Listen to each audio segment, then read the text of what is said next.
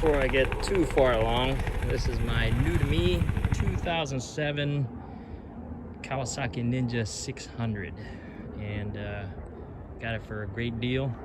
Problem is it doesn't start, and I think the injectors are clogged, so I bought a injector cleaner kit, and it's missing a couple of panels, but that's all right. And this broke here, but I got the piece that goes here, and I'm just gonna fiberglass it. But anyway, it's a good looking bike. I'm not too crazy about the gold, but hey, it's kind of cool looking. It's different. So I'm gonna pull off the gas tank and get to the fuel rail and clean out the injectors. Well, it looks like whoever had it before tried to get the injector rails out, just stripped out these screws.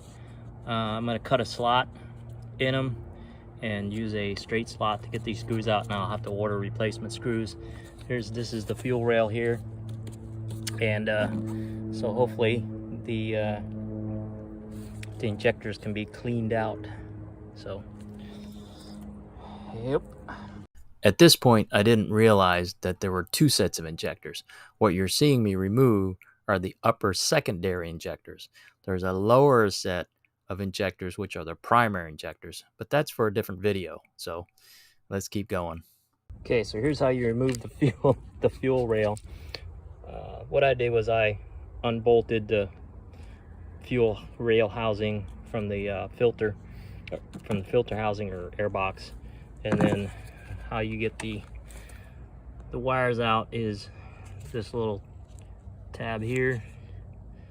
You squeeze it, and then it just comes right out. And then you have to disconnect the fuel rail hose. Can't see from down here. You push these little orange tabs in, and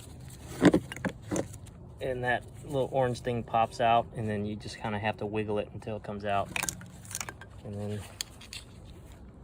fuel rail is free.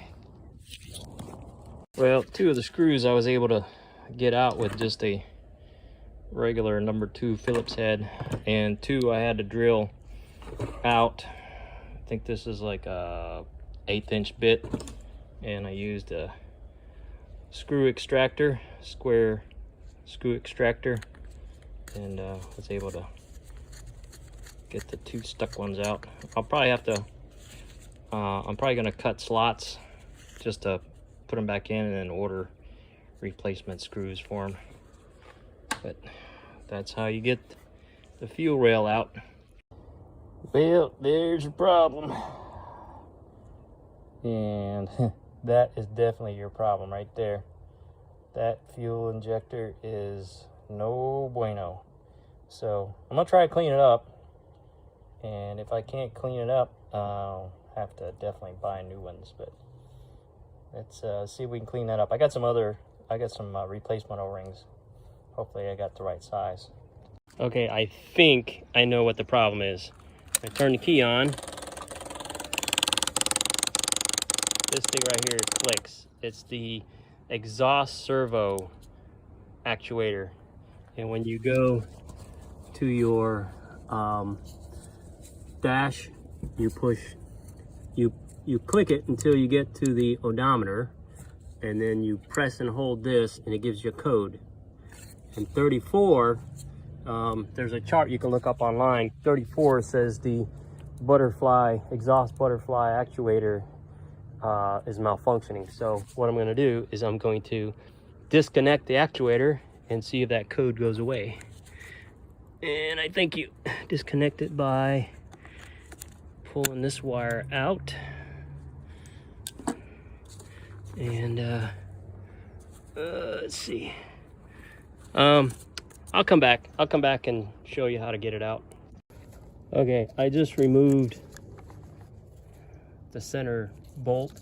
It's an 8mm, and I pulled the disc up and just kind of flip it around and take these cables out, and that's it. It is disconnected. I'll put this back on and see if that fixes the problem. That seems to do it. Let me turn it on. And let me push this button, hold it down, see if I get a code. No code. All right, let me turn it off and back on. And that thing just kind of turns and does what it wants to do. And that's it. Let's see if it'll start.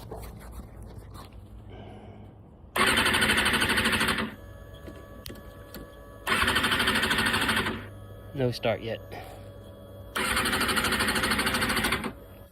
Okay, I determined it is the fuel pump because I can get it started,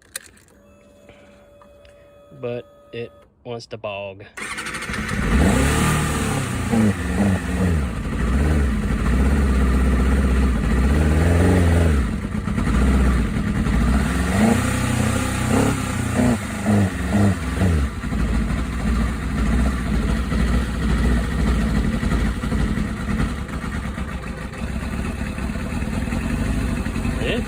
Maybe.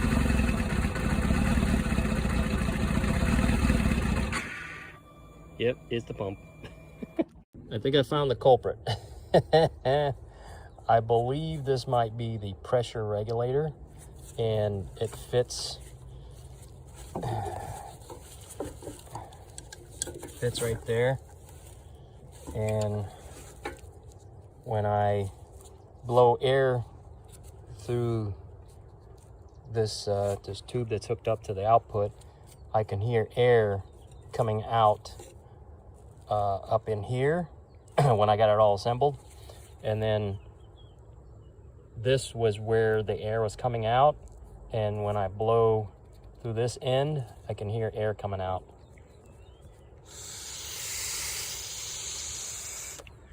I don't think air is supposed to be coming out when I blow through this end, because you can see a spring in there, and there might be like a membrane in there that keeps the pressure. So if there's overpressure, that spring will relieve the pressure to keep the pressure constant. So yep, right here. So I'm gonna order a new one of these. Hopefully I can get one relatively quickly, and that should fix the fuel pump assembly, because this runs fine. I mean, I can hear it, you know, cycle, and it's just basically an impeller, but for some reason there's a bypass.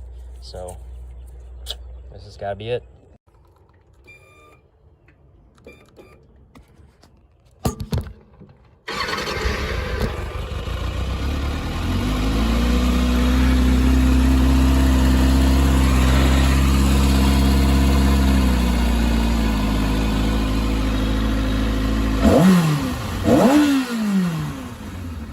Well, apparently this was only a small victory, albeit an important victory. Little did I know that further on down the line there would be more issues to work out, and took a little more brain power to solve. So stick around and enjoy the journey.